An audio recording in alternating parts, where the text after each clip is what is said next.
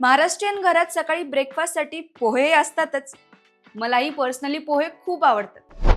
पण जर आपण त्याच पोह्यांचे पोहे कटलेट बनवले तर क्रिस्पी आउटसाइड, सॉफ्ट इनसाइड, एकदम झकास.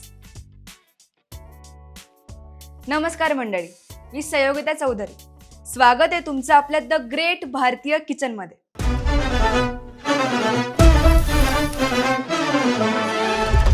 चला तर मग सुरू करूया. पण त्याआधी आपल्या मज्जा पिंक या चॅनलला सबस्क्राईब करायला विसरू नका. चला तर मग पोहे कटलेट बनवण्यासाठी लागणारे साहित्य बघून घेऊया. भिजवलेले पोहे, मैदा, बारीक चिरलेलं गाजर, मॅश बटाटा, बारीक चिरलेला कांदा, हळद, मिरची, आलं लसूण पेस्ट, बारीक चिरलेली कोथिंबीर, लाल मिर्च पावडर, गरम मसाला, मीठ, जिरं आणि बाइंडिंगसाठी ब्रेड क्रम्स. चला मग सुरू करूया. मी एक बाउल घेतेय, त्याच्यामध्ये आपण हे भिजवलेले पोहे टाकूया.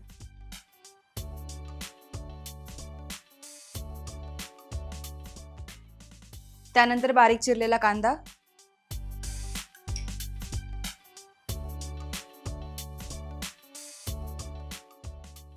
बटाटा,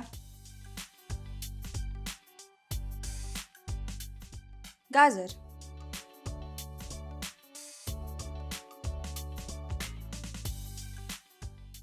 बाइंडिंगसाठी थोडासा मैदा टाकूया.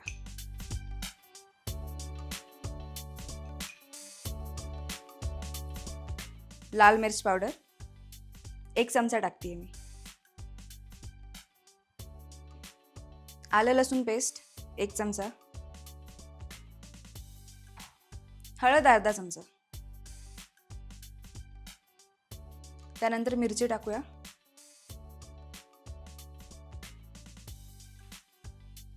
गरम मसाला 1 चमचा, मीठ चवीनुसार आणि थोडंसं जिरं टाकूया. आता हे सगळं आपण हाताने मिक्स करूया.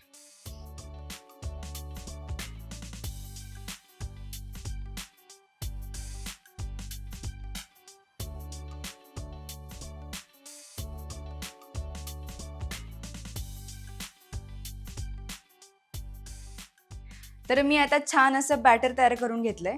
आता मी याचे गोल कटलेट बनवते. तुम्हाला हवा तो शेप तुम्ही करू शकता. त्याचबरोबर बाइंडिंगसाठी मी ब्रेड क्रम्स घेतले. तुम्ही रव्याचा सुद्धा वापर करू शकता. बनवूया.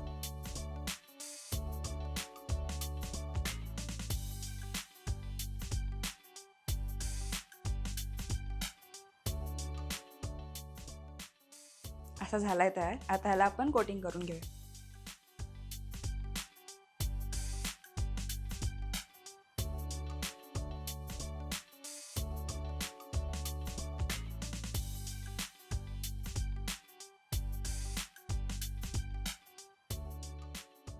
सुट्टीच्या दिवशी आपण असे कटलेट बनवले ना, लहान पोरं आनंदाने खातात. आणि लहान मुलांसाठी तुम्ही ह्यामध्ये अजून वेगवेगळ्या भाज्या पण टाकू शकता, जे की हेल्दी पण असतात.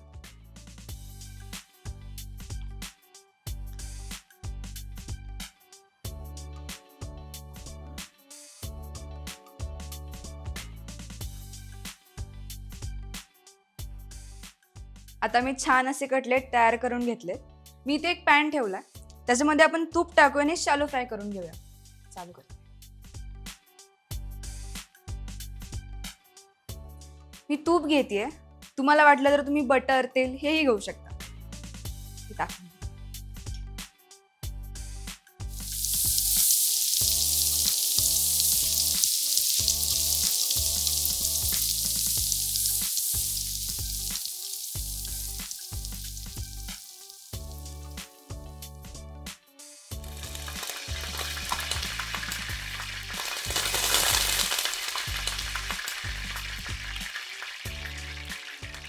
सकाळी चहा आणि त्याच्यासोबत एक कटलेट एक नंबर लागतं.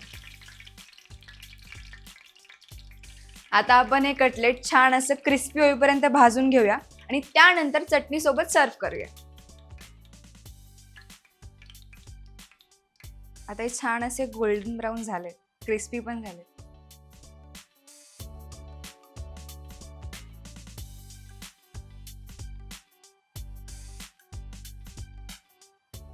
तर तयार आहेत आपले पोह्यांचे कटलेट.